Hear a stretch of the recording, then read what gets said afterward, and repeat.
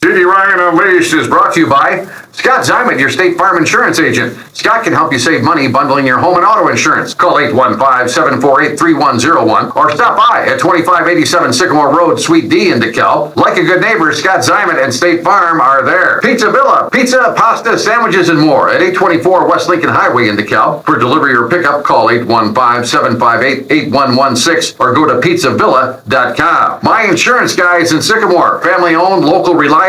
My Insurance Guys cover Medicare to auto and everything in between. Call us in Sycamore at 815-899-0950. My Insurance Guy, business, auto, home, life, and health at myinsuranceguy.com. And Eldercare Services of DeKalb County, safe, secure, and supported, helping you stay at home where you want to be. Call 815-758-6550 or stop in at 1701 East Lincoln Highway in DeKalb or on the web at ecsdekalb.org.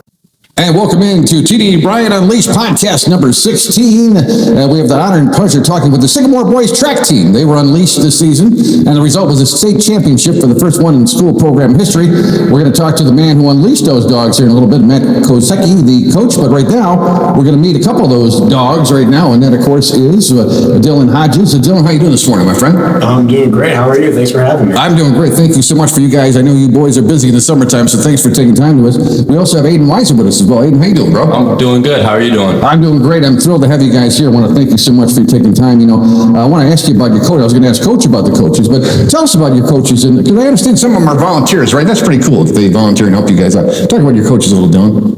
Yeah, a lot of the coaches don't even, get paid to be there, and it's just awesome. It just shows, how much they love the sport, how much they love coaching. I know one of the coaches that I'm closest to is Coach Michael Lambden. He lives all the way down in Rockford, and he drives about 45 minutes to an hour almost every day for practice. And whether it's like a 10-minute workout or just a warm-up, he'll be there, and every athlete is appreciative of it. And, there's so many kids on the track team.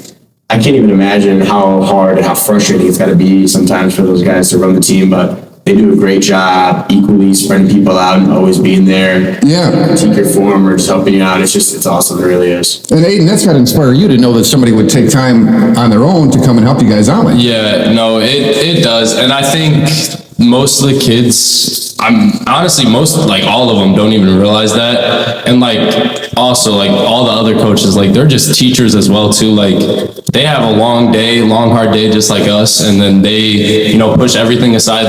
They might have so many papers, so many things to do, but they don't let that get in between them. So then they just come out, push it all aside, and be there for us, even if they don't want to, or they're going through a hard day, not even getting paid to be there. They all still show up. I think, honestly, they've showed up every single day. Like Dylan said, even if it's a 10-minute workout, just to be there for us, show their support. And I think those, honestly, have been the best thing to happen to our team, is how supportive our coaching staff is and how productive they are, and they know what to do. And I think it helps us kids just mentally be prepared, which is very nice for all of us and all our our teammates. Yeah, we're learning more and more about the mental aspect of sports, aren't we? You guys, now, did we mention everybody? Did I cover everybody? Who am I missing here on the because now that's both the male the girls track coaches and the boys track coaches. Or is that the right list I have there? Yeah, that's good. Yeah. So let's mention those names, guys. So we mention everybody. We'll make sure. Yeah. So I'll mention. Here he is.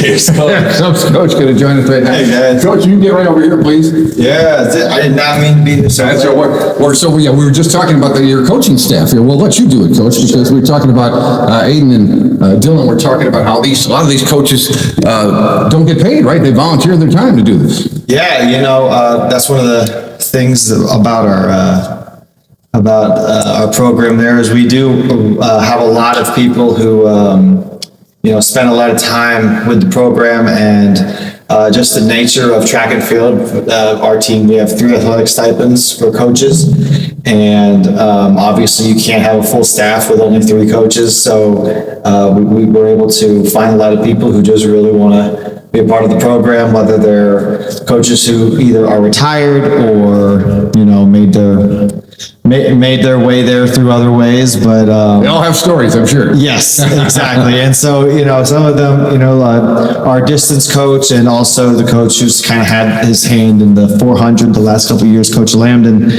he was the head coach at Sycamore for cross country and track. And then he ended up retiring from teaching at Sycamore, and then he continued to be the head cross country coach, but was on the track coaching staff for track, but is volunteering on the staff for track. Okay, that's great. Now, I was going to tell these guys, speaking of everybody having a story, I don't know if they ever saw this picture of Coach. Does he have that in the locker room there back when his heyday at UCLA?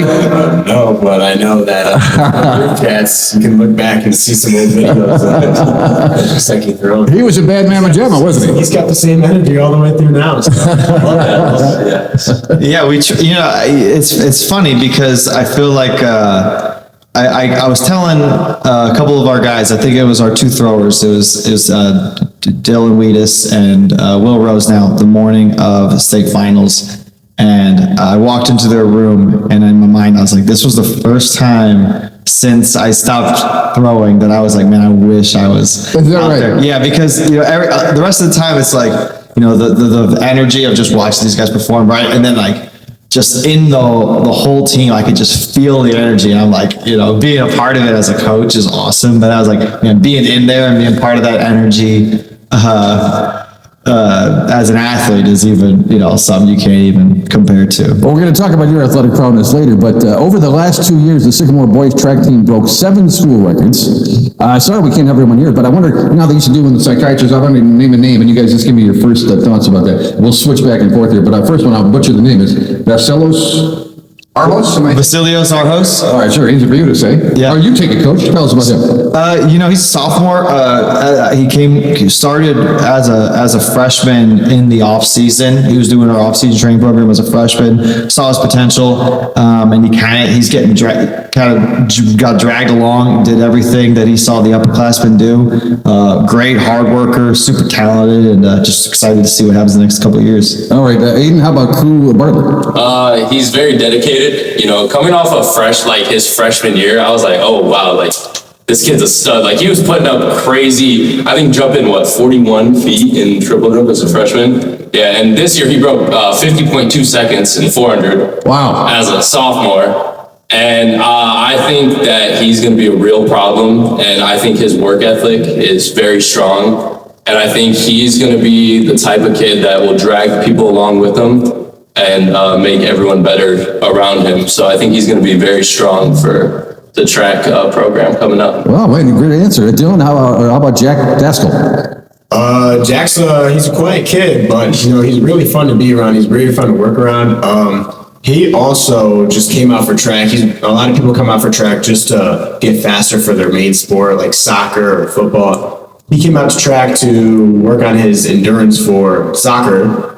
And he ended up falling in love with it, and he's going to be a great athlete. He's also a sophomore. He runs 800 and 400 for us, and he also has just a great drive for wanting to get better. He's always working. He's always not complaining about the workouts that we have to do. He's there. He's always on time, never late. And he's a really humble kid, and I'm very excited to see where he ends up. Great answer there, man. And all right, Coach, how about you? Speaking of coaches, Mr. Golf, Corey Golf, I recognize that. Is that Coach Golf's son? Yeah, that is. No finer guy than Right. Coach Golf. Yeah. No, we love having coaches' kids on the team, right? Because one of the things about him is they're always kind of like up for the moment. They grow up around sports. You can always feel that, right? Corey's a huge sports fan in all kinds of different sports. So kind of bonding with him over that. Like I'd have him in class. We would talk about his sports teams. I think he's like a Denver Broncos fan. So kind of we'll forgive him for that. Yeah, right. We'll for that. But on the track, I think this year something switched in his mind, and he had this goal all year long, or really all career long. He wanted a state medal. And I think when we got to the last couple months of the season, he realized okay, this goal is attainable. Like it's put up or shut up time. Like I'm going to go make it happen.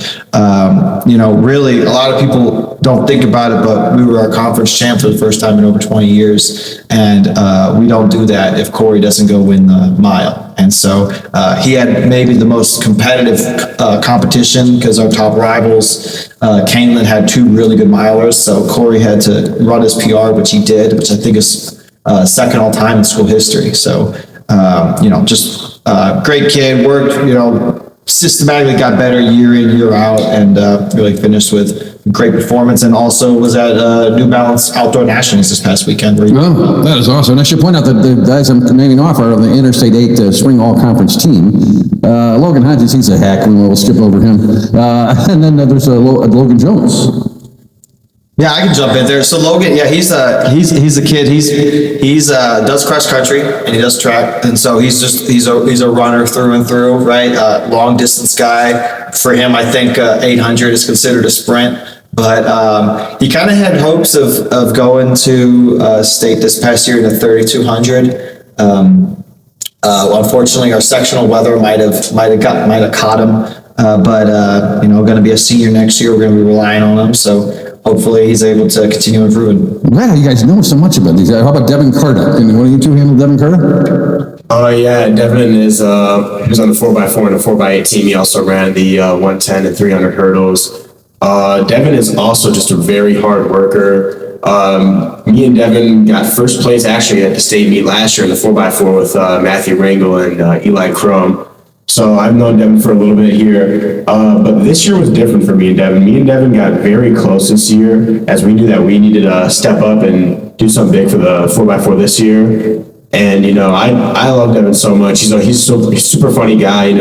He's always having a great time, and do you guys practice on your own? I mean, do you do extra work on your own? Like every other day, it would be like Monday, Wednesday, and Friday. If we had to meet on Friday, Monday, Wednesday, we'd have a workout, and then I would go with the mid-distance guys, and Devin would always be there. I would talk to him a lot at room. We room together, and I'm very thankful for him. He also bring me into the mid-distance a little bit in my sophomore year in the 400. And, Devin is he's such a hard worker, nobody can go from doing the 300 hurdles to running the 4x4 with only 2 events in between. It's very impressive how he does it, but he does it, and he's very hard worker, but great answer, man. Boy, you guys are great. I was worried you were going to give me these little short answers. You guys give me great answers here. Then Devin Carter, we do Devin. Then John Lockbaum. Am I saying right? John? Also another 4x4 guy. Last year he just missed out on being on the team, or on the actual 4x4 state medal team. He was an alternate, came down, but when he was an alternate, he didn't just sit around and not do anything. Okay, what does the alternate do? Okay, so some people see the word alternate and they think they just sit there and do nothing. Right. You take the word alternate and Aiden's laughing at that. Experience, and they use it as a time to watch and learn. I remember I was an alternate my sophomore year for the 4x4, and I went down there and it was amazing. All I wanted to do was wow, I want to work really hard. So next year I'm not an alternate, and I want to be on that track next year. And boy, coach, it's got to be great coaching guys like him, huh? Makes it a lot easier. Man, he's got the whole thing figured out there. Right, exactly. That's great, Dylan. I didn't mean to cut you short, but we got to get to some more here. Did I do Luke Miller? We have Josh Miller and Luke Miller, right? Yeah, I can talk about both of them. Those are 2 guys who, I think they're kind of similar to Logan Jones. So they're both runners. They do cross country, and then they come around and they do track in the spring. And really, what I like about them is that they're really like students of the sport. They care a lot about it. Both of them, I think they kind of go back and forth between which kid is going to have the class record for the 400 or 800. As they're getting older, I'm starting to see they're moving even more between the mile and the 400. So they got a lot of range for us, both of them. So, it gives us a lot of flexibility when we put our rosters together. Might be back here next year, right? Maybe that'll be a bad thing. I wouldn't be surprised. Now, Elu, am I saying that? Elu Molina? LU, he came along really strong for us this year. As a freshman, you can kind of see those highlights and that potential. Another cross-country kid who runs in the spring for us. And, another kid that, you don't win state championships unless you have depth. And so when you look at alternates, that's kind of what that is. That's that depth. And, he was on our all-state relay team at the conference. And another guy, he just rings the bell. He shows up. and kind of does what he needs to do. I love it. Now, this guy, I remember from the basketball team, he had the long flowing hair, and then he cut it off. Preston Piccolotti, one of his great names. Preston, he's one of those guys, like, track's not really a main sport for him. He just shows out and comes out, shows out. And like Coach said, he's one of those guys that just, like, he's so important. He was our third leg on our 4x1, and last year his season got cut short having a back injury. Oh. And I know he was just like, man, I'm done with track, like, I don't want to do this. I was like, and I kept pushing him. I was like, prick, you need to come out. We kind of need you. And he ended up caving in and coming out. And one meet, he just popped off, and we were like, whoa, like, we ran a school record time in 50-degree cold weather. And So with the 4x, you never know how the other three guys are going to run, right? no, So they might this surprise is his first time running since early April. And next thing you know, he's just like, all right, I'm locked in. He's one of those guys, he brings very good spirits to the team. He's always happy, always has a smile on his face, always joking around, when it's, I don't know how to put this, but like, he's like so unserious that he can be serious too. Like in a serious That's a good way to put it. In a serious moment, we can just like joke about it, but then he'll know how to flip the switch and be like, all right, now I'm locked in. So he's one of those guys that like is just so important to like winning that state championship, and That's awesome. able to do it. Man. Braden Sheener? No, am I saying that right? Oh, Braden? yeah. Yeah, I'll take Brandon. I roomed with him at state. Brandon, he's such a great guy. He is so nice, so genuine, and honestly, maybe one of the hardest workers I've ever seen. He got surgery on his, what was it, elbow? It wasn't even surgery. He tore his UCL. Like that makes kids get Tommy John. Yeah, he tore his UCL, and the doctors were like, hey, like, I don't know if you can pole vault. And I know the start of the season, we're like, oh no, what are we gonna do? Like, he was a top pole vaulter in the state, and he was like, I'm fine. So he tries out sprinting for 2 weeks, very fast for a pole vaulter. And he was like, you know what, I'm gonna pole vault. And he's got a big sling on his arm holding a pole vault. And he didn't let anything get to him. He had dreams that he wanted to chase. He wanted to go to nationals. He went to Nike Nationals, placed 18th at Nationals. He wanted to go to state, get a state medal. He got a state medal, all state, all conference, and nothing got in between him, and he's a very hard worker and a very good guy. Well put there. Now, another name I recognize from the football team, Colton Sharpness. Tell us about Colton. What? Aiden's laughing over there. What's going on? Colton Sharpness doesn't really like track. The thing he doesn't like about track is the endurance part of it. He's not a very endurance guy, but everybody on the team loves Colton. But we pushed him so hard to get out, and he did.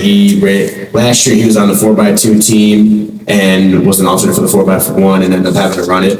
But the thing with Colton is Colton will do whatever. He goes with the flow. He's never complaining. He'll do it. And Colton is just a nonchalant guy, you could say, and he's very easy to get mad. So the thing with Colton is, when you get him mad before a race, he'll end up running better. I remember me and Coach Doty used to have a joke when I would talk to Colton. I'd be like, yeah, Colton, you're slow. You're rolled, as in the track terms that they call it. And What's the term? Rolled. Rolled. That's what they say when someone's When slow, it rolls. Okay. So he'd go out there and run a great time, and he'll come up to me and be like, yeah, look at this. And then me and Doty would look at each other and be like, there you go. Like, when you talk to him, he does good. But, everybody on the team loves Colton. He won one of the Team Maker Awards for the team because he built everybody together, and we were so glad to have him. Let's try to get him fired up. I like that. And Caden Van Schneezy, if I'm saying that right, this is Van Schneezy, remember from the softball. Van Schneezy, okay. Sister's on the softball team, right? Yeah, that sounds right. Yeah. And you guys? Caden, he was on the 4x team. And Caden really came out of nowhere. He was a 2-miler last year, never touched the 800. And this year he's like, Coach, I don't really want to do the 2-mile again. Can I try the 800? And the very first indoor split he ran was like a 2:04. An indoor, that is pretty good, especially on a flat track. And everyone's like, whoa, where did this come from? And the thing about Caden when he runs his races is he never lets anybody determine how he runs. So if somebody wants to pass him in the first lap, he'll sit back and wait because he knows that he's a very smart racer. he'll see somebody go in front of him and be like, and most people will be like, oh, I have to catch up. I have to go now. I have to go faster and change my pace. He doesn't change his pace. He stays consistent to his race style, and that's what really gets him. And Now, are you coached that way, Coach? Are you coached to run a race a certain way, or is it up to them individually? it's really personal preference at some races, like the 400. Everybody runs a different race. They run how they feel most comfortable. I know I get out faster in the first 200, if you will. Okay. Somebody like Corey Goff who runs 400 will run 2 of the same like 200 meter split, so he'll just stay constant throughout the whole race. When I'll get out faster and finish a little slower. All right, for our 2 left here, we got Dylan Weedus. You mentioned Dylan earlier, right? Yeah, Dylan Weedus. So Dylan, I think, is one of those guys that I'm going to miss the most because he just graduated. This whole senior class I'm going to miss a lot, but Dylan. Kind of rude, Coach, with these two standing right here. Well, as the throws coach for the team, Dylan's one of those guys who, you could see him fall in love with the sport. He was a soccer kid who came out and then kind of like bounced around different events, didn't really know what was going on. Then suddenly like kind of came my way, the throws. We saw that potential in there his sophomore year. And I think I looked back at a meet the other day, he threw like 104 feet at a meet. And, Wow. Well, whatever. And then throughout the year goes on. And next thing you know, he comes back to me telling me he bought a discus. He was throwing all summer, all off season, and he just wants to be a thrower. And Where did he practice the discus? I mean, you got to. I think apparently a safe area, right? He's got his family has some property somewhere that he's throwing in his backyard or something. And he showed up and we like to use the term grinder, and the guy's just a grinder, and he works. There's nothing else you can say about him.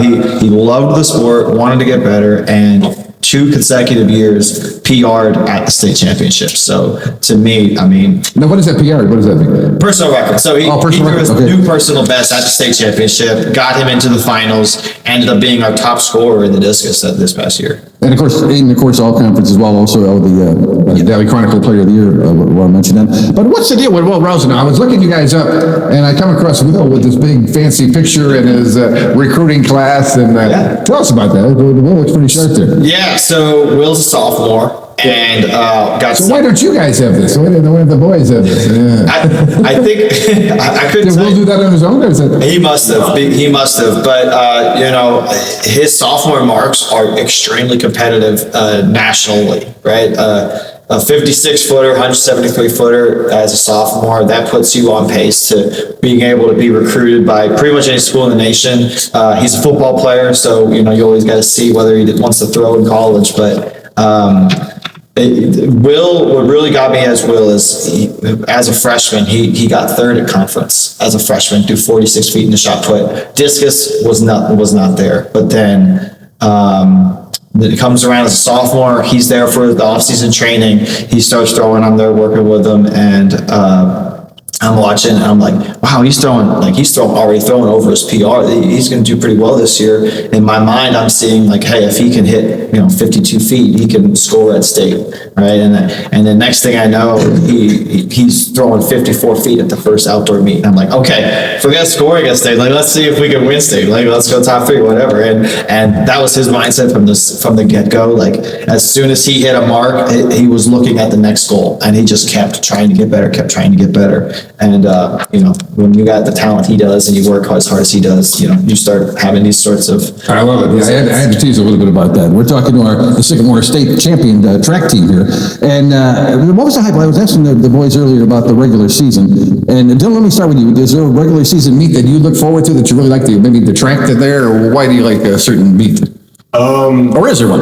For outdoor, one of my favorite meets is definitely the Northern Illinois Invitational, or we call it the Beloit Invitational. It's in Beloit, Wisconsin. Okay. It's at Beloit College. And the reason I love that meet so much is there's just so much competition. That's probably one of our most competitive meets of the year.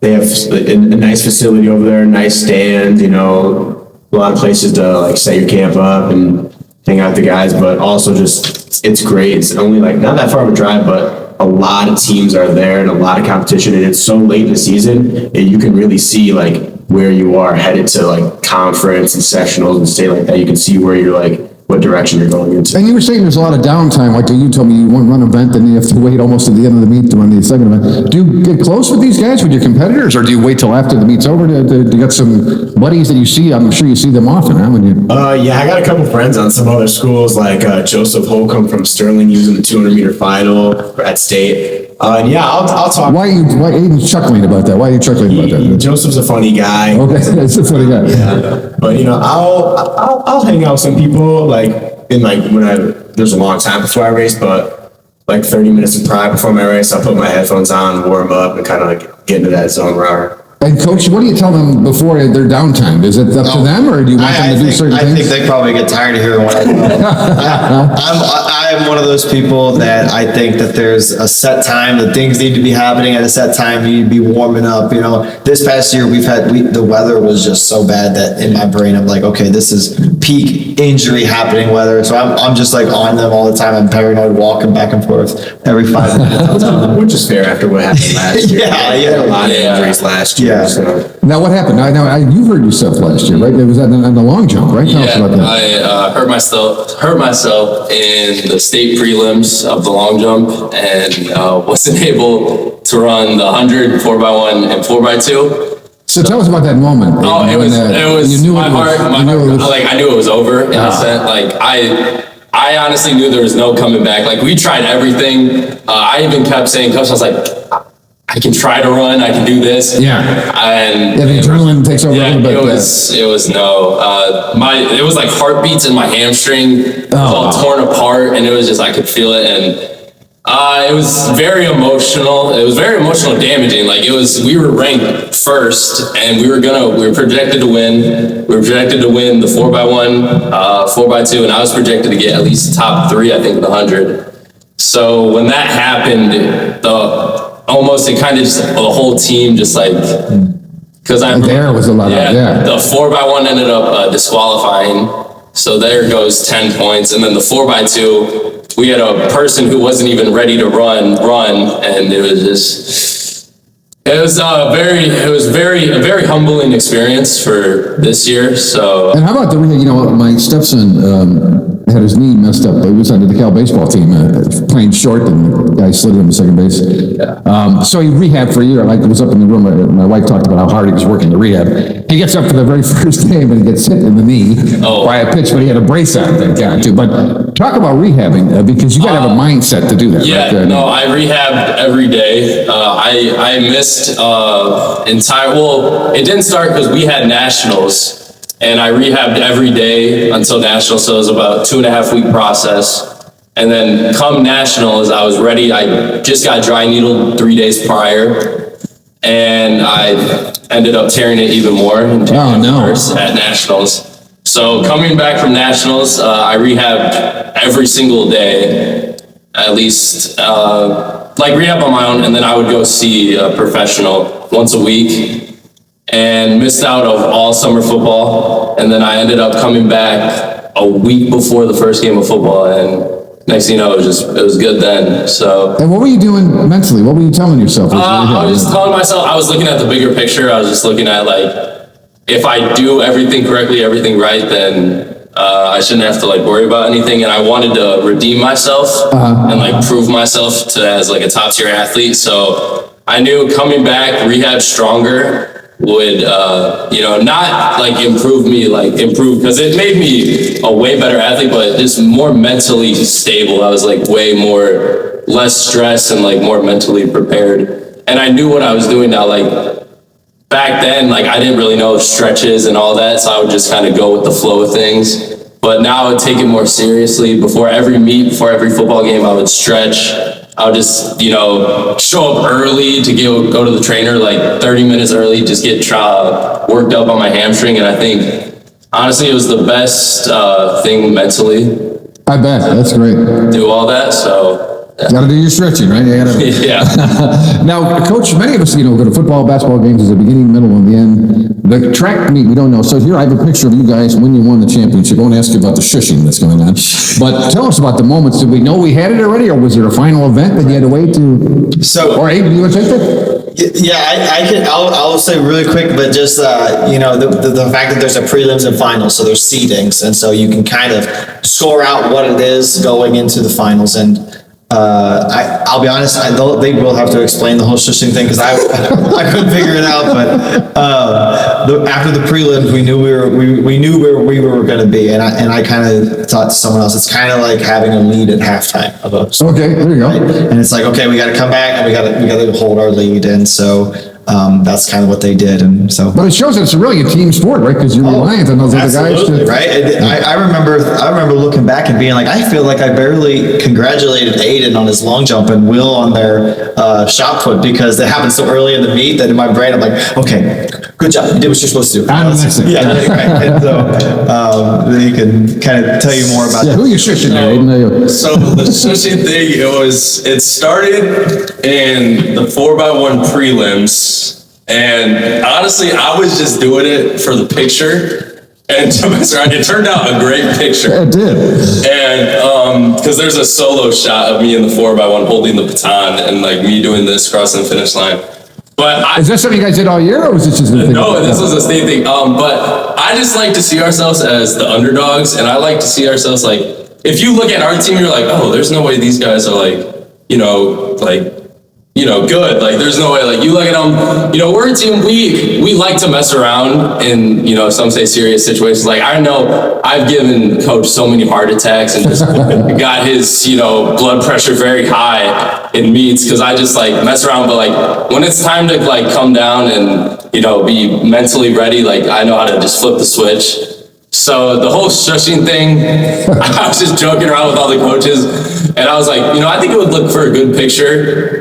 Some wanted to take it personal, like East St. Louis took it personal, ended up shushing us back the next day. Oh. But honestly, there's really no story to it other than just a picture, and I like to just see ourselves, like they look at us and they're like, oh, there's no way these guys can good. And I was just like, like quieting the crowd if they like, right, yeah. Like to say something. Dylan, you got something to say about that? Because I would ask you something else about your pink shoes here in a minute. We were just, after East St. Louis did it back to us in the 4x1, that's where it got a little personal. After them getting second place in the team standings, after, Aiden secured the first place in the 200-meter dash, we knew it was over. Then you knew you had it, okay. 4x4, we got third, and we were sitting up there, and we're like, East St. Louis they're a powerhouse of track and field. They've won so many times, but you can tell that after shushing us in the 4x1, we had to do a little something back. So got the whole team. Payback's a bitch, That's a great picture. It's hilarious. So you won the 400 in the time of 49.18. That's a great job there. But I want to ask you about that. Described here in the Daily Chronicle, Hodges, wearing pink shoes, found a plot of turf and laid on his stomach, relaxing for more than 10 minutes following his individual victory, just 10 yards away from the finish line. Tell us about that. What was going on in your head there with it? After finishing prelims in the 400, I felt great. I didn't run the greatest times, but I really didn't care about times at state. At state, what I cared about was just getting first place. I got first place in prelims. I was feeling good. But at that finals meet, I was stressing. I was very nervous. Coach Landon helped me calm down a little bit. And the state meet was running early, but they would wait. So I was probably sitting at 10 for about 25, 30 minutes, just sitting there with my own thoughts by myself. Okay. Once I got out there, I ran the race that I wanted to run. I ended up getting first, but in the video, you could tell a little bit, the guy behind me was coming. He was hugging me down a little bit across the finish line. And I knew that I won mentally, but then I hear the announcer go, I don't know, it was very close. So it scared me a little bit. I turned around, I saw that I got first place. And no matter how good you are at the 400, nobody's ever going to feel good after running it. Your legs are on fire. There's no comfortable position. So I was just laying down on turf, it was a surreal moment. I can't express it. And there's a quote from you where you say, I planned the race in my head. What do you mean that when you say I planned the race in my head? One thing that Coach Lambden believes in is seeing yourself or imagining yourself racing the race before you actually go out there and do it. So I imagine myself getting out harder on that first 200 and passing everybody on that curve before the last 100 meters of the race. And I'm just visualize that, right? You just imagine yourself doing it, and so you can actually just go out there and achieve it. that's what I did, and I ran the race exactly how I thought, and it ended up working out. That is awesome, man. Now, Aiden, now you clocked a second place time with the 10. You notice with the 100 meters, when I was a kid, it was a 100-yard dash. When did we switch to the meters? Has that been a long time, or is it, as far as you know? As long as I've been. Remember, it used to be a 100-yard dash. I do not remember it being a 100-yard dash. But you clocked, you're just short of the state record. Tell us about that. And of course, in the other events you went to, was there one more important to you than the other one? No, well, the 200 was more important just based on like how like if I won or like, you know, outbeat the East St. Louis kid. We secured the championship. But no, the 100, it was rough because like I was just, you know, like Dylan said, like it's such a like the feeling right before the race and like in the tent, it's like very, very mentally challenging. And I was just picturing, I was like, what if this happens? Or like, what if this? So it was very hard. And as I lined up, like my heart's racing and I didn't get the best start. And I was like, in my head, I was like, oh no, like I got out and I look up, everyone's in front of me. I was like, oh shoot. But I didn't let that get to me. So I just tried my hardest. And there's a photo too. It's like my leg crossed first, but his upper body crossed first. And wow. They do upper torso, so. Is that right? Yeah, it was not the greatest feeling because I also broke the state record too, but he got a better time, so he has the state record. So that's why we see so many runners falling forward. Yeah, because the torso. I just used that as motivation to win the 200. So come up to the 200, I remember sitting with Mitch Doty, the sprints coach. And I was very nervous, but I was like, you know, I just saw Dylan go out and win. I was like, all right, if Dylan's going to go out and win, I'm going to go out and win. And track is kind of that thing. If you see your team doing so well, it's a very contagious. Is it really? Yeah, it's a very contagious feeling. So I thought it would have nothing to do with the other guy. I think it's a very contagious sport. Like if you see your team doing good, because everyone was doing good. Like it wasn't just one person. Like we were all doing what we needed to do. I know Dylan White has shot up, was 2 spots or 3 spots? So he came into the meet, I think his seed was maybe 14th and he ended up getting 7th. Wow. 7 spots. And just everyone was just popping off the board. I know I shot up 1 spot in long jump and Dylan was seated 4th, I think, going into finals for the 100. He shot up 1st. And it's such a good feeling knowing that everyone is putting together like just good marks and good times. So it made me feel a lot better going into the 200. I was still stressed about it, but like Dylan said, like I like to picture my race, like what it's like winning or getting out. So all I needed to do was just know if I get out strong and maintain it, I know I'd be good. So I got out as fast as I could. And I think in the video, like you could just see in the first 40 meters, it's like I'm already ahead of the guy in front of me. So I just made sure to hold that and then crossing the line, it felt good because in the moment, like I didn't really realize we did win until like it hit me like we were state champs, and it was one of the best feelings ever. I know I went up to the 4x4 and I was like, no pressure. I went up to it, I was like, no pressure. I was like, yeah, I know you guys got this, but I was like, there's no pressure. So it was a very good feeling. So now, when you ran the 4x100, there's a quote from you that said, "It feels good to be back." I said, "I just tried to do the best I could. I was glad to run with this group specifically." So why was that? Why do you say that about that? I honestly, the group, you know, last year we had a strong group, but this group, it was just, you know, with Liam being a sophomore, Preston just being a guy that just, you know, shows up to track just to show up to track. Our chemistry was really unmatched. Like, I think the group, like, it's hard to say, but like, you look at our times and stuff and they're like, it's not like nothing special, but then when we get out all together, we run like insane times. And I think it's just how well we all get together and get along. And honestly, our chemistry is just very unmatched too. Well, we're learning. I was going to just jump in there. A lot here, yeah. Yeah, so kind of when he mentioned like the way the team gels together, right, as coaches, me, Coach Doty, Coach Lambda, Coach Piccone, when we put the relays together, we talk about how we want them to be ordered. And, you know, Liam has a really strong 60-meter time, right? So he's really explosive, so that's why we had him in the blocks. Dylan has his 100 time might not be as competitive as his 400 time, but we know that when he gets to his top end speed, it's a really good top end speed. So when we put him second, we know that he's got a chance to run that straightaway, get his legs stretches out those legs. Conversely, Preston, right? He's not as tall, Okay. and so he's got this quick turnover, and being on the curve doesn't really hurt him as much. And so I remember at conference when they ran that school record time, I thought Preston ran about as good of a third leg as I've ever seen on a 4x1. And then Aiden, one of the reasons why he was, did so well in the 200 is because his sprint endurance is there. And so similarly, when he's able to get the baton at top speed, that he just, his closing speed is so good. I think they might have been in 5th or 6th when he got the baton. He was able to close and get us into a top 3 finish. Yeah, I think us watching the Olympics every 4 years, we get more appreciation for your sport, more and more. That's great to see that. We just got a couple minutes left, but I wanted to mention about your time on the football team. And Dylan, I recall you started in the backfield as a freshman, and there was an injury, and then you stayed in that backfield all 4 years, didn't you? Yeah, I've kind of fit my way through. I played every single running back position on the football field, but Yeah, you were fullback, I remember, for a while there. I Okay. played fullback, a little bit. I kind of just learned all of them because I was like, wherever they need me, I'll go play. So great. Now, we can talk about the team all day. What was a highlight? I know there's so many. We talked about how close you guys came to a championship, but what was a highlight personally for you in the football season? Seasons. Definitely junior year, we had some problems in the locker room, I would say, in the chemistry. But senior year, all our guys have played for so long together since SYFL Pee Wee football. But I mean, it was a great year. Everybody enjoyed everybody's presence. We just had fun. We didn't care what happened. We just had fun. And that really in football, that's something you need on a team. You need great chemistry. All you guys got to be working together. And that's what we did. The locker room. And you all have to have blonde hair, right? You gotta have blonde hair.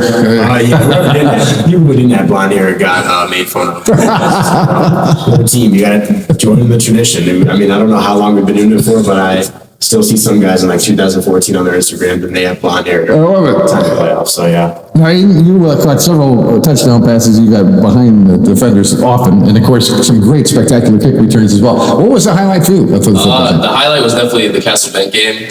There was, I think, 25 seconds left, and it was tied up 28-28. Yes. And we were 64 yards out, and he calls a screen pass. They're like, all right, we're just going to see what this works. I get the pass. I split 2 defenders, like the cornerback and the linebacker. And then next thing you know, there's 1 safety left. He's playing maybe 20 yards back because they were all playing back. And I split him. And then next thing you know, I just look up and there's just straight turf. 20 seconds left, game-winning the screenplay. And I think that was a moment I think I will always remember. I just remember looking up, maybe over thousands of people in the crowd just cheering. Oh, that was a magic moment. Nobody saw it coming. I thought it was heading to overtime for sure. I didn't even see it coming because this was the first game back from my injury. I was 2 weeks prior to the game, I was still injured, thinking oh no, I don't know how I'm going to do this, but he called my name and I was ready for it and I did all that I could. And just, I think looking up after scoring the touchdown, just seeing all the crowd, all the students, everyone just go crazy. I think it was definitely the craziest and best moment of football. Let's embarrass Coach Kosecki a little bit here, because you've had 2 great coaches, both of you. You've had Coach Joe Ryan on the football team and Coach Kosecki. Tell us briefly how they're different and how they're the same, or are they the same, or are they different? How would you describe their coaching styles? While he's here in the room, so be careful. You want to talk about Joe? I would say they're different, and I mean, I don't really. Okay, here's how they're the same. In serious moments, they are both serious coaches. They know when to be like, all right, guys, this is what we need to do, so we are going to do this. But So when they're serious, he can have a little more fun than Coach Ryan can. Coach Ryan, he'll have fun. He'll mess around with some guys, but I would see Coach Kosecki out there joking around with our guys, making everybody laugh in warm-ups, which is something that I really appreciate on the track team, because the thing that I don't want to be doing before I have a 200 meter workout with Coach Lamb is to be thinking about it the whole time. And right. So when Kosecki's there making everybody laugh, we're all joking around. It's nice to have, but I'd say they're the same with the seriousness before big events. All right. And then I'll add something to that too. Like Dylan's saying, Joe Ryan, he was very serious, and I think during the season too, he's a hard person to crack and hard person to get jokes out of. And I think nothing wrong with that, but like during the season and all the football season is super serious, but like Fridays when we would see him in school, he'd just straight face, just give us a fist bump and that's it. I think with Coach, he's just always like happy, always fun to be around. You can just mess with him and he'll mess with you back. You can mess with him and he never takes anything personal. We all just love to joke around. And I think him doing that and him being able to make the whole team laugh every single day and just make the team come together, it just makes you want to be there. And I think it just makes the environment way more better for like just a practice in general and a meet. Because like if you can go out and laugh with your coach and just not make fun of, but give him a hard time. It's something that's like just such a good feeling. Well, you know why Coach is so humble? Because he's from Humble, Texas. That's why. Tell us briefly, Coach, about Humble, Texas. Your mom, Rick and Kelly, and your brother Eric, right? That's them. So they're still living there, except for my brother. He's moved out to. Everything's bigger in Texas, is that true? That's what they say. So I guess I can't deny it. What's really actually interesting is Humble, Texas now is home to some of the best track and field programs in the entire country. There's been 4 state titles out of Humble, Texas, between the 4 schools that are down there in the last 3 years, between the boys and the girls. And you finished 4th in the Junior Olympics, is that right? That would have been junior nationals. My freshman year of college, I was 4th. The year prior, my senior year, I got 2nd at junior nationals. Along the way, I did a couple other. And then you made it to the Olympic trials, right? You didn't make the Olympic team, but you made the Olympic trials. I threw the trials. That was one of the goals. That was a goal of mine. After I graduated in 2014, I knew that I was kind of right on that bubble. They take top 24 to nationals, and so I was on that bubble. Those 2 years after I graduated, some sacrifices, but so worth it to try to get the opportunity to go compete at the trials. That's awesome. Now, you guys had a parade and then you had a rally too, and I see here that you thanked, who was it? Dylan? Who did that? Dylan thanked the crowd and then thanked his mom in particular. She had a perfect track record. That's a pun I came up with. But tell us about your mom didn't miss any meets this year. No, my mom is definitely my biggest supporter through all of this, no matter through football, through track, my brother's basketball. She's always there. I know a lot of parents don't enjoy track meets. Well, it's a long thing, yeah. For everybody, that's for sure. I'll watch some sports and be like, oh, this is boring. But I can definitely see where watching track can be boring. You really have to be invested to love the sport.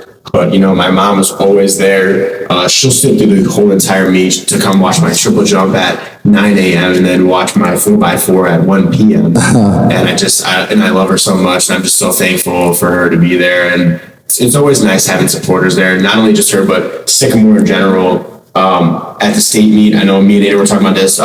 We had a little crowd in the section. And when I got out there to run the open for, all I hear is them cheering. I'm like, don't let them down. Right. A little more pressure. It's amazing. It's awesome. And I just enjoy everybody. And when we came back from, it's no, people would think, oh, it's no football, but it's definitely something, especially when you're coming back at 11:30 at night and you see downtown Sycamore, a bunch of people holding signs and clapping and cheering for you. It's no feeling like another, and I'm going to remember that for the rest of my life. And briefly, you're off to Illinois Wesleyan, right? And what are you going to be doing there?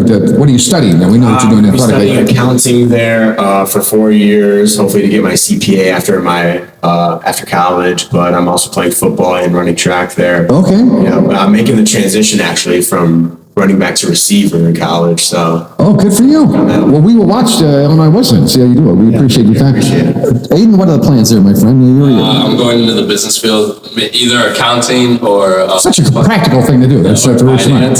And then running track at Illinois State. So. And I was teasing you guys about Will Rosenau and his picture. Have you guys made any money on, what do they call that, the likeness? You know about that, Coach? Oh. Where athletes can sell their likeness now. Have you guys had any offers yet? No, not yet, but I know with Illinois State, when I get there, they make merch for the athletes. Okay. They'll have merch, I get my own hoodie, shirts, and long sleeves with my name on it. And I can sell that for NIL, which is very cool. NIL, that's what I was trying to do. Okay. It's very cool. So honestly, I have no idea how any of that works, but I mean, I'm excited to see how it goes. So. All right, last question here that I want to ask you guys here, because again, it's been great here, but 10 years from now, Aiden, what would be the perfect job? What is Aiden Weiser doing 10 years from now? My goal is to be a professional track athlete. Really? Okay. Honestly, it came to me this year, but I want to run professionally. It's something I love. Is there a European circuit like basketball and other sports? Yeah, honestly, like wherever, just across the world, Team USA, just like a professional team, just want to continue running track. Cool. And you have all the business savvy to add up all the numbers? Yeah, I know all that. Correct. All right. And how about you, man? Illinois Wesleyan's a very great accounting program. I want to be set up with an internship, I'm starting to get into more like, for Aiden, Aiden's a great athlete. I totally see him going pro. For myself a little bit, I'm going to try to get more realistic with myself, maybe see myself like a chief risk officer at a bank, or, okay. They have a lot of internships at Illinois Wesleyan that I'll be sure taking up on and the opportunities. So. I dated a girl from the bank, but she lost interest. Hey, that's a bank joke. You can leave that one in there. You can use it if you want. But I appreciate that, man. Again, you guys are wonderful people.